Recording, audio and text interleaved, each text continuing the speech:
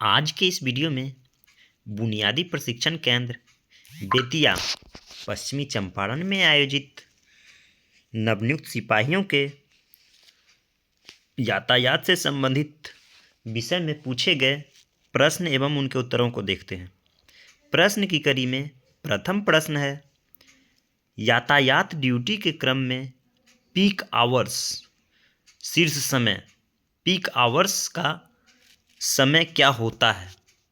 तो इसका सही उत्तर है ऑप्शन बी, 9 बजे से 11 बजे तक का।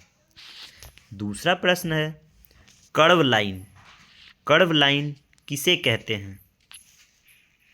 इसका सही उत्तर है ऑप्शन सी, सड़क के दोनों किनारे को कर्व लाइन कहते हैं। तीसरा प्रश्न है, हाईवे उच्च मार्ग कितने प्रकार के होते हैं? तो इसका सही उत्तर है हाईवे या उच्च मार्ग 2 प्रकार के होते हैं। प्रथम राष्ट्रीय उच्च मार्ग जिसको नेशनल हाईवे बोलते हैं, दूसरा राज्य उच्च मार्ग जिसको स्टेट हाईवे बोलते हैं। चौथा प्रश्न है, स्कीड मार्क क्या होता है? इसका सही उत्तर है ऑप्शन डी, वाहन के टायर का निशान स्कीड मार्क कहलाता है। नेक्स्ट 5वां प्रश्न है, ब्लैक स्पॉट सड़क के किस जगह को घोषित किया जाता है? इसका सही उत्तर है ऑप्शन सी, सड़क का वह जगह जहां पर अत्यधिक दुर्घटना होती है उसे ब्लैक स्पॉट बोला जाता है। छठा प्रश्न है, रोड मार्किंग क्या होती है? रोड मार्किंग क्या होती है? इसका सही उत्तर है ऑप्शन ए, सड़क की सतह पर सफ़ेद रंग से खींची गई रेखाएं रोड मार्किंग कहलाती है। 7वां प्रश्न है, टी आकार का जंक्शन किसे कहते हैं? टी आकार का जंक्शन किसे कहते हैं? इसका सही उत्तर है ऑप्शन बी, जहां पर 3 दिशाओं से आकर सड़क एक बिंदु पर मिलती है और अंग्रेजी के अक्षर टी का आकार बनाती है, इस तरह का, यानी कि टी का आकार बनाती है। चलिए नेक्स्ट 8वां प्रश्न है, पीत कक्ष किसे कहते हैं? पीत कक्ष किसे कहते हैं? इसका सही उत्तर है ऑप्शन सी, जहां पर चारों दिशाओं से सड़क आकर चतुर्भुजाकार कक्ष बनाती है उसे पीत कक्ष कहते हैं। चलिए नेक्स्ट 9 नंबर प्रश्न है, IRAD का फुल फॉर्म हिंदी एवं अंग्रेजी में बताएं। तो IRAD हो गया integrated road accident database, Hindi में बोलते हैं इसको एकीकृत सड़क दुर्घटना डाटाबेस। नेक्स्ट 10वां नंबर प्रश्न है, EDAR का फुल फॉर्म हिंदी एवं अंग्रेजी में। तो EDAR हो गया electronic detailed accident report, Hindi में इसको बोलते हैं इलेक्ट्रॉनिक विस्तृत दुर्घटना रिपोर्ट। नेक्स्ट दीर्घ उत्तरीय प्रश्न है जिसमें प्रथम प्रश्न है, यातायात ड्यूटी के दौरान पुलिस का कर्तव्य क्या है? तो यातायात ड्यूटी के दौरान पुलिस के निम्न कर्तव्य हैं। पहला, गाड़ी पर सड़क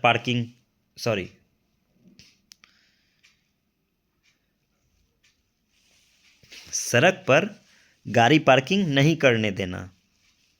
दूसरा, गाड़ी को किसी सड़क पर अधिक से अधिक आधा घंटा से अधिक ना लगने दिया जाना। तीसरा, सड़क के दोनों किनारे खुले स्थान में यथासंभव गाड़ियों की पार्किंग लगाया जाना। चौथा, मोड़, पेट्रोल पंप, सिनेमा घर आदियों पे जो है गाड़ी की कभी पार्किंग नहीं होने देना। पांचवा है, पीक आवर्स के समय शीर्ष समय जो होता है पीक आवर्स 9 बजे से 11 बजे का समय, उस समय जो है सड़क के बाहर गलियों में पार्किंग किया जाना, मेन सड़क पे कहीं भी पार्किंग नहीं करने दिया जाना। छठा है, गोदाम आदि जगहों पर गाड़ियों को अधिक देर तक नहीं ठहरने दिया जाना। 7वां है, मंडियों में, बाजारों में संभव हो तो रात्रि के 9 बजे के बाद या फिर सुबह के 4 बजे से पहले मालवाहक वाहनों को माल लोड और अनलोड करने दिया जाना, अन्य समय में नहीं। चलिए नेक्स्ट, दूसरा प्रश्न है, यातायात ड्यूटी के दौरान दुर्घटना स्थल की रखवाली कैसे की जाती है? तो यातायात ड्यूटी के दौरान दुर्घटना स्थल की रखवाली निम्न प्रकार से की जानी चाहिए। घटनास्थल की सुरक्षा तथा छोटी से छोटी महत्वपूर्ण साक्ष्यों को विनिष्ट होने से बचाना चाहिए। नज़दीक के थानों को दुर्घटना की सूचना देना चाहिए। घटनास्थल का निरीक्षण करना चाहिए एवं फोटोग्राफी करना चाहिए। घटनास्थल को घेर करके सुरक्षित करना चाहिए तथा पुलिसकर्मियों की तैनाती करना चाहिए। घटनास्थल के पास टायर के निशान की फोटोग्राफी करना चाहिए। दुर्घटना में वाहन के भौतिक साक्ष्य जैसे पेंट, कांच के टुकड़े, धातु के पार्ट्स, तेल के निशान, बल्ब के टुकड़े आदि को जब्त करके रखना चाहिए। दुर्घटना को अंजाम देने वाले अपराधी अगर घटनास्थल पर मौजूद है तो उससे पूछताछ करना चाहिए। और नेक्स्ट, वाहन का नंबर, बनावट, मॉडल, रंग, ये सब नोट करके उस पर कार्यवाही करना चाहिए। यही सब है। नेक्स्ट, तीसरा प्रश्न है, यातायात ड्यूटी के दौरान दुर्घटना के शिकार लोगों के बचाव में पुलिस का कर्तव्य क्या है? पुलिस के क्या कर्तव्य हैं? तो यातायात ड्यूटी के दौरान दुर्घटना के शिकार लोगों के बचाव में जो है पुलिस के निम्न कर्तव्य हैं। प्रथम, घायल को दुर्घटना वाले स्थान से सुरक्षित स्थान पर ले जाना चाहिए। घायल व्यक्ति का तुरंत प्राथमिक चिकित्सा कराना चाहिए। उसे नज़दीकी अस्पताल में पहुंचाना चाहिए। घायल व्यक्ति के संपत्ति की सुरक्षा करना या फिर उसको नष्ट होने से बचाना चाहिए। दुर्घटना के कारण का पता लगाना चाहिए। यही सब है। नेक्स्ट, चौथा प्रश्न है, यातायात जंक्शन कितने प्रकार के होते हैं? विश्लेषण के साथ बताएं। तो यातायात जंक्शन मुख्य रूप से 4 प्रकार के होते हैं। कौन कौन? 4 भुजाकार जंक्शन, टी आकार जंक्शन, वाई आकार जंक्शन, बहुभुजाकार या फिर रोटरी जंक्शन। पहला देखते हैं 4 भुजाकार जंक्शन क्या है। जहाँ पर चारों दिशाओं से सीधी लंबवत सड़कें मिलती है, इसे साधारण भाषा में हम क्या बोलते हैं? चौराहा बोल सकते हैं। अब देखते हैं टी आकार जंक्शन। टी आकार जंक्शन जहाँ 3 दिशाएं से सड़कें आकर के एक बिंदु पर मिलती है और अंग्रेजी के टी अक्षर का आकार बनाती है, वो हो गया टी आकार जंक्शन। नेक्स्ट हो गया वाई आकार जंक्शन। तीसरा हो गया वाई आकार जंक्शन, जहाँ 3 दिशाओं से आकर के सड़क एक बिंदु पर मिलती है तथा वाई आकार का निर्माण करती है।